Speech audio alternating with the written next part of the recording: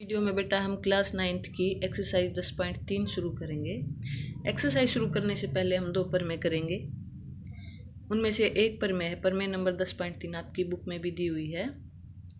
प्रमेय की स्टेटमेंट है, एक वृत्त के केंद्र से एक जीवा पर डाला गया लंब जीवा को समद्विभाजित करता है।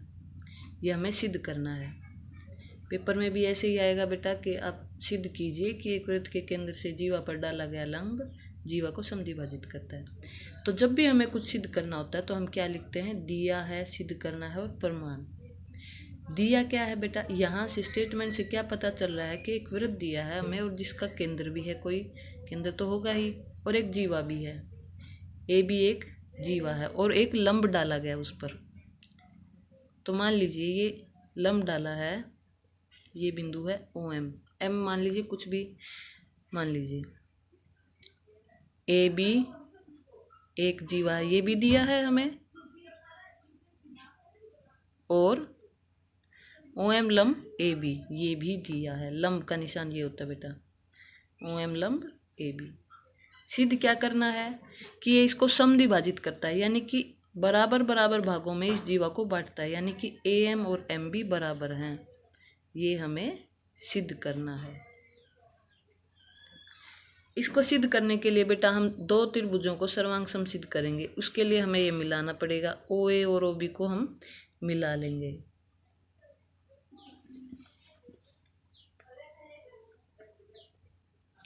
तो ओ ए और रचना हमने अपनी तरफ से की है, ओ ए कोमा ओ बी को मिलाया, ये हमने मिला दिए। अब प्रमाण में क्या करेंगे, दोनों त्रिभुजों को सर्वांग समसिद्ध कर देंगे। अब जब सर्वांग सम हो जाएंगे तो ए एम बराबर एम बी भी हो जाएगा। तो त्रिभुज ओ ए एम और त्रिभुज ओ बी एम में,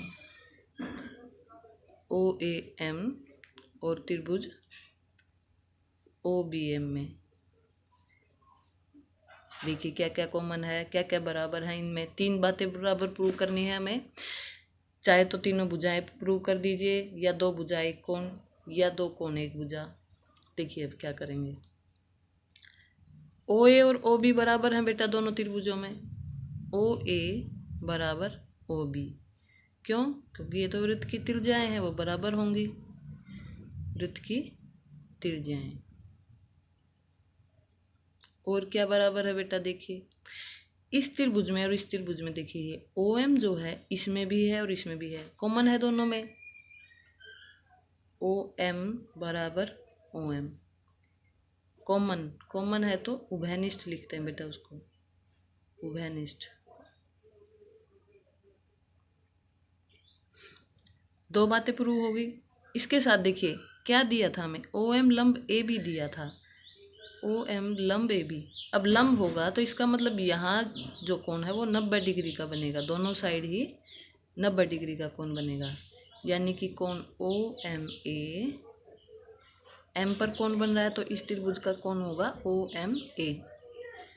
ओ एम ए बराबर होगा कोण ओ एम बी के, और वो दोनों ही कितने हैं, 90 डिग्री। कारण क्या है, ओ एम लंब ए बी, ये कारण है। 3 बातें प्रूव हो चुकी हैं। अब देखो 90 डिग्री वाले में तो RHS वाला नियम भी लागू हो जाएगा, क्योंकि त्रिभुज ओ ए एम सर्वांग सम हो चुका है। ये सर्वांग सम का निशान है ओ बी एम के, कारण है RHS नियम बेटा। RHS नियम क्या होता था, राइट एंगल है, H का मतलब हाइपोटेन्यूज यानी कर्ण था, और S कोई एक साइड, ये एक साइड है। तो RHS नियम से सर्वांग सम हो गए। सर्वांग सम होने के बाद सभी भाग बराबर होंगे इसके, तो इसलिए ए एम बराबर एम बी, ए एम बराबर एम बी। क्या कारण लिख देंगे, सी पी सी टी। और यही हमें प्रूव करना था बेटा। बहुत ही इजी तरीके से ये प्रूव हो गए हैं, आपको अच्छे से लर्न भी करने हैं। अगली प्रमेय है बेटा, एक वृत्त के केंद्र से एक जीवा को समद्विभाजित करने के लिए खींची गई रेखा जीवा पर लंब होती है। जो पहले प्रमेय की थी उसका ठीक उल्टा है। इसमें क्या है कि एक केंद्र से जीवा पर समद्विभाजित करने के लिए रेखा खींची है, यानी कि ये पहले ही समद्विभाजित कर दिए, यानी कि ए एम और एम बी बराबर हैं बेटा। तो हम लिख लेंगे, दिया है एक और जिसका केंद्र ओ है, ए बी जीवा है और ए एम बराबर ए एम बी है। और हमें क्या सिद्ध करना है कि जीवा पर लंब है, यानी कि ये दोनों कोण हमें 90-90 डिग्री के सिद्ध करने हैं। कोण ओ एम ए बराबर कोण ओ एम बी, और दोनों ही कोण कितने होने चाहिए, 90 डिग्री के, तभी लंब माना जाएगा। अच्छा, रचना हम इसमें भी कर लेंगे। क्या रचना करेंगे बेटा, ओ ए और ओ बी को मिलाया, तभी ये त्रिभुज बनेंगे दो, और फिर हम उनको सर्वांग सम सिद्ध कर देंगे जैसे पहले किया था। ओ ए और ओ बी को मिलाया।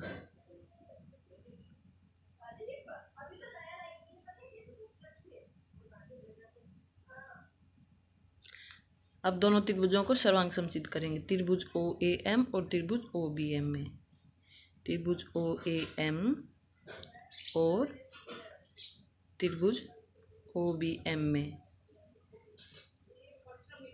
देखिए क्या क्या बराबर है। 3 बातें बराबर प्रूव करनी है। इनमें ए एम बराबर एम बी पहले ही दिया है, क्योंकि वो तो समद्वि भाजित कर रहा है। ए एम बराबर एम बी, इस त्रिभुज का ए एम, दूसरे त्रिभुज का एम बी दिया है। और क्या बराबर है बेटा, देखिए ओ ए बराबर ओ बी, वृत्त की त्रिज्याएं हैं। और क्या बराबर है बेटा, ओ ए बराबर ओ बी, वृत्त की त्रिज्याएं हैं, वृत्त की त्रिज्याएं हैं।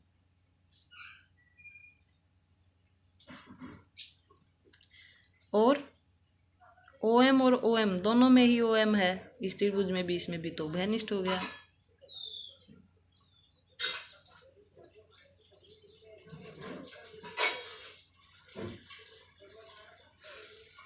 इसलिए दोनों त्रिभुज सर्वांग सम हो गए बेटा।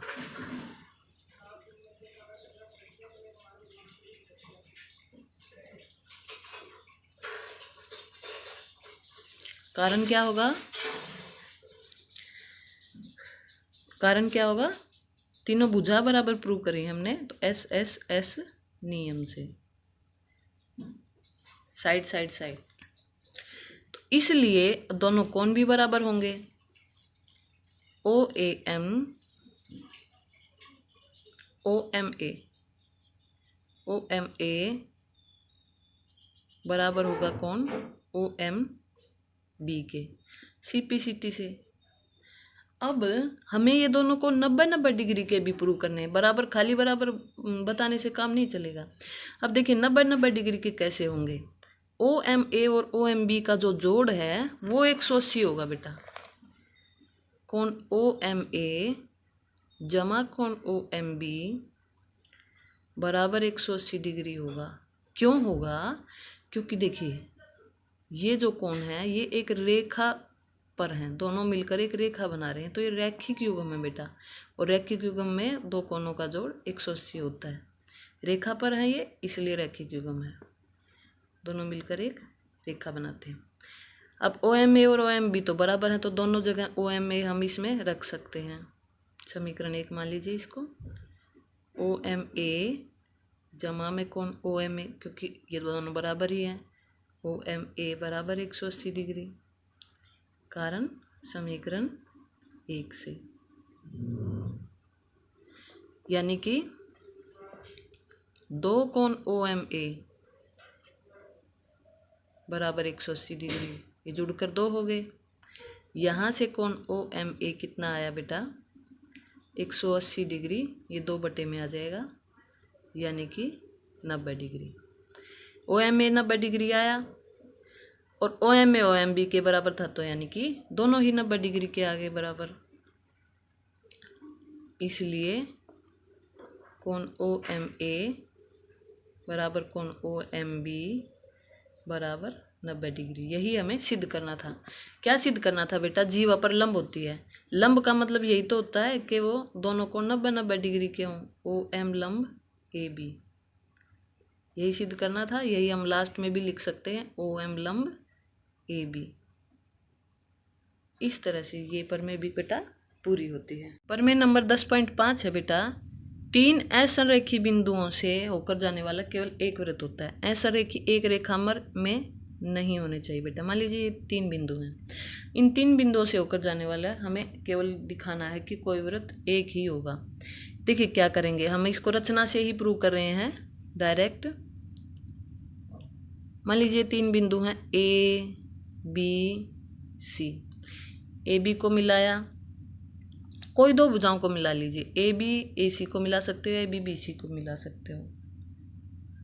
ए बी कोई दो भुजा को मिला लिया, ठीक है।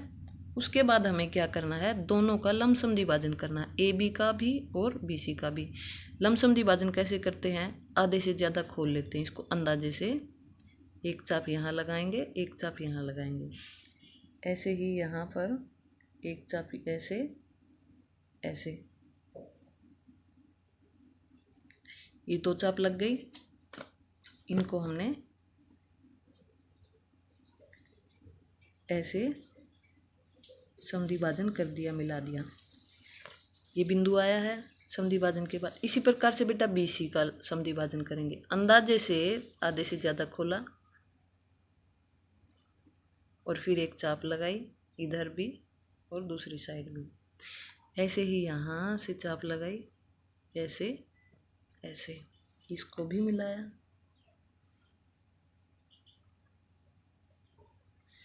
एक ये बिंदु आ चुका है बेटा।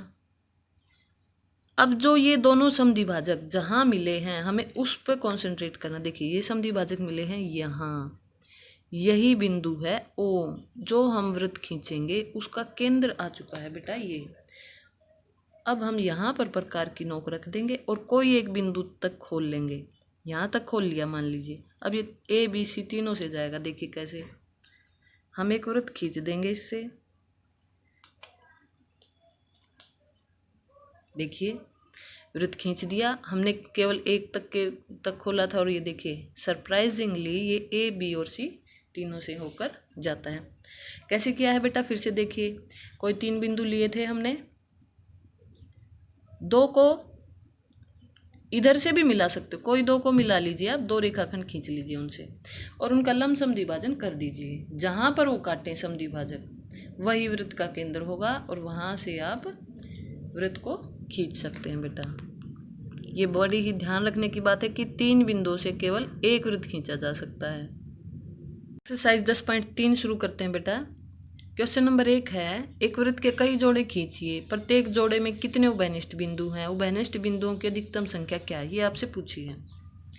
तो हमने देखिए कई जोड़े खींच लिए हैं, आप जरूरी नहीं है यही खींचें, कुछ और भी खींच सकते हैं, कभी दूर, कभी एक दूसरे के अंदर, कभी पास में, या एक दूसरे को काटते हुए। तो हमने इस प्रकार से जोड़े खींचे। इसमें उभयनिष्ठ बिंदु कितने, दोनों में कोई नहीं है, उभयनिष्ठ बिंदु है इसमें 0। इसमें भी कोई नहीं है, इसमें अंदर है तो इसमें भी 0। इसमें उभयनिष्ठ बिंदु देखिए यहाँ पर और यहाँ पर 2 जगह काट रहा है तो 2, यहाँ पर एक जगह ही मिल रहा है तो 1। तो हम लिख देंगे उभयनिष्ठ बिंदुओं की अधिकतम संख्या 2 है। ये बात आप नीचे लिख दीजिए। इसके अलावा आप खुद भी ट्राई कर सकते हैं, कोई अलग फिगर बनाकर। कभी भी 2 वृत्त 3 बिंदुओं पर कभी नहीं काटेंगे, 3 या 3 से अधिक, 2 ही ज़्यादा से ज़्यादा काटते हैं ये। नेक्स्ट क्वेश्चन है बेटा, मान लीजिए आपको एक वृत्त दिया है, एक रचना इसके केंद्र को ज्ञात करने के लिए दीजिए। एक वृत्त दिया, जैसे चूड़ी से आप वृत्त खींच लीजिए, आपको इसका केंद्र नहीं पता, क्योंकि चूड़ी से खींचेंगे तो आपको केंद्र थोड़ी ना पता होगा, तो आपको उसका केंद्र बताना। देखिए कैसे, बड़ा ही इंटरेस्टिंग क्वेश्चन है, पहले किया था वैसे ही है बेटा। कोई 3 बिंदु ले लीजिए वृत्त पर, मान लीजिए एक बिंदु ए है, एक बिंदु बी है और एक बिंदु सी है। 3 बिंदु ले लीजिए वृत्त पर, उन तीनों बिंदुओं में से कोई 2 को मिला लीजिए। ये मिलाया ए बी को और बी सी को। अब इनका लमसम विभाजन कर दीजिए, जहाँ पर वो काटे वही वृत्त का केंद्र होगा। वो प्रमेय नंबर 10.5 की थी, बिल्कुल वैसे ही है। अंदाजे से हमने आधे से ज़्यादा खोला और दोनों तरफ ए और बी से चाप लगाई बेटा।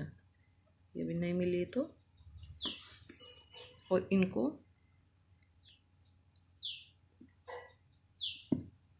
ऐसे मिला दिया, लमसम विभाजन हो गया। ऐसे ही BC का करेंगे बेटा, अंदाजे से आधे से ज़्यादा खोला, यहाँ पर एक चाप यहाँ पर लगाई, यहाँ भी इनको भी मिलाया।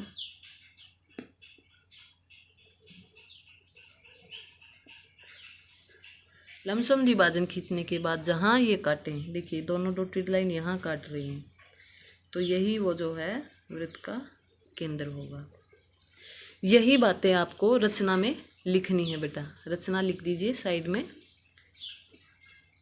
लिख देंगे बेटा हम। वृत्त पर कोई 3 बिंदु ABC लिए, ABC को मिलाया, AB और BC को मिलाया, AB और BC का लमसम विभाजन किया, जहाँ वो काटें वो वृत्त का केंद्र है। अब क्वेश्चन नंबर 3 देखते हैं बेटा। यदि दो वृत्त परस्पर 2 बिंदुओं पर प्रतिच्छेद करें, दो वृत्त इस प्रकार से बनाते हैं कि 2 अलग अलग बिंदुओं पर काटते हैं, जैसे ये, तो सिद्ध करें कि उनके केंद्र, जो ये केंद्र हैं, ये उभयनिष्ठ जीवा के लमसम द्विभाजक पर स्थित हैं। ये जो उभयनिष्ठ जीवा है, इसका लमसम द्विभाजक जब करें तो उसी पर ये केंद्र है, ये हमें सिद्ध करना है बेटा। चित्र बना लेंगे और दिया है सिद्ध करना है, हम लिख लेंगे। देखिए क्या दिया है, 2 वृत्त दिए हैं जिनके केंद्र अलग अलग हैं। ए भी उनकी उभयनिष्ठ जीवा, यानी कॉमन यही जीवा है इनमें, जहाँ ये काटे उसको मिला दीजिए, वही उभयनिष्ठ जीवा हुई। सिद्ध क्या करना है, ओ डैश AB का लमसम द्विभाजक है, ये हमें सिद्ध करना है। रचना, अब हम रचना करेंगे बेटा इसमें। देखिए हम क्या करेंगे, O को AB से मिलाएंगे और O डैश को भी AB।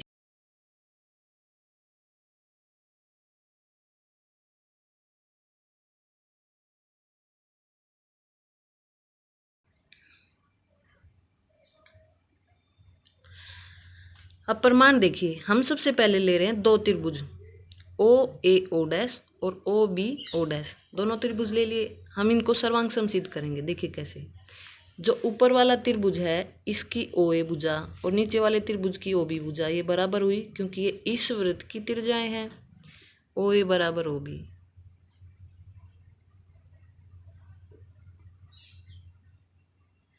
और इसी प्रकार से O डैश A बराबर O डैश B होंगी। ऊपर वाले त्रिभुज की O डैश A भुजा और नीचे वाले की O डैश B भुजा, ये भी वृत्त की त्रिज्याएं हैं।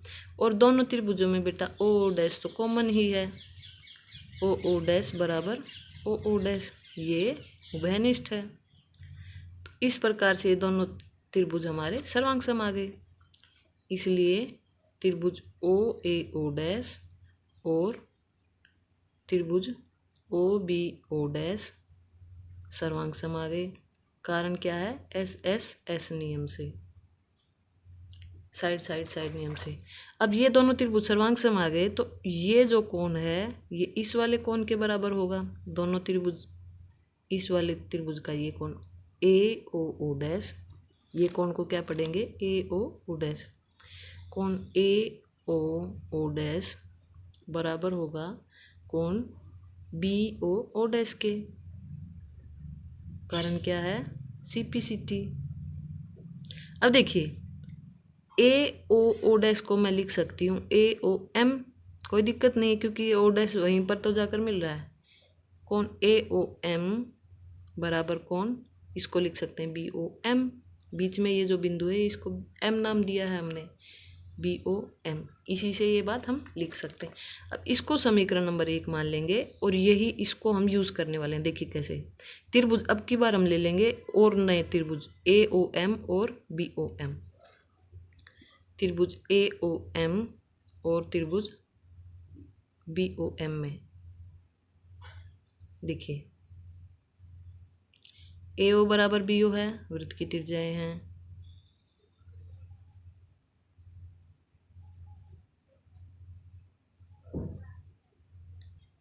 और OM बराबर OM है क्योंकि उभयनिष्ठ है, OM बराबर OM उभयनिष्ठ। और ये कोण भी बराबर है, अभी सिद्ध किया है समीकरण 1 से। कोण AOM बराबर कोण BOM, कारण समीकरण 1 से। अब देखिए, दो भुजा और उनके बीच के कोण बराबर है। तीन बातें बराबर प्रूव हो गई तो सर्वांग सम हो गए बेटा। AOM सर्वांग सम त्रिभुज BOM के, और दो भुजा है एक कोण है, यानी कि साइड एंगल साइड नियम से, SAS नियम से, SAS नियम से ये बराबर हो गए बेटा। अब ये बराबर हो गए तो दो बातें आ गई, ये भुजा बराबर होगी इस भुजा के, इस त्रिभुज के, AM बराबर BM होगा। AM बराबर BM लिख देंगे बेटा, क्योंकि ये CPCT से अभी हमने ये वाला त्रिभुज, ये जो त्रिभुज है और ये जो नीचे वाला त्रिभुज है, ये सर्वांग सम सिद्ध किए हैं, तो AM बराबर BM हुआ। और साथ में ये कोण बराबर ये कोण भी तो होगा, CPCT से ये कोण भी, ये कोण क्या पढ़ेंगे, OMA और OMB। OMA बराबर कोण OMB के, ये भी CPCT से बराबर होंगे। अब देखिए समीकरण नंबर 2 डालिए। ये दोनों कोण बराबर होंगे, लेकिन इन दोनों कोणों का जोड़ 180 भी होगा। क्यों? क्योंकि एक रेखा पर स्थित है बेटा। कोण OMA जमा में कोण OMB बराबर 180 डिग्री भी तो है, क्योंकि ये रैखिक युग्म बनाते हैं। अब ये दोनों बराबर भी थे, जैसे पिछले एक सवाल में किया था हमने प्रमेय में, तो दोनों जगह OMA लिख देंगे हम, क्योंकि ये बराबर हैं। OMA बराबर 180 डिग्री, समीकरण 2 से हम दोनों को बराबर लिख सकते हैं। यहाँ से दो कोण OMA बराबर आया 180 डिग्री, यहाँ से कोण OMA बराबर आया 180 डिग्री बटे 2, यानी कि 90 डिग्री। अब ये 90 डिग्री आ चुका, तो इसका मतलब ये दोनों कोण ही 90 डिग्री के हैं। कोण OMA बराबर कोण OMB बराबर 90 डिग्री के। देखिए क्या क्या बातें प्रूव हो चुकी हैं। AM और BM बराबर प्रूव हो चुके हैं यहाँ से, और ये दोनों कोण भी 90 डिग्री के बराबर प्रूव हो चुके हैं। OM भुजा की वजह से ही हुए हैं, OM है हर एक में, तो यानी कि ये जो OA' है ये इसका लमसम भाजक हुआ, और यही हमें सिद्ध करना था बेटा। इसलिए OO' AB का लमसम भाजक है।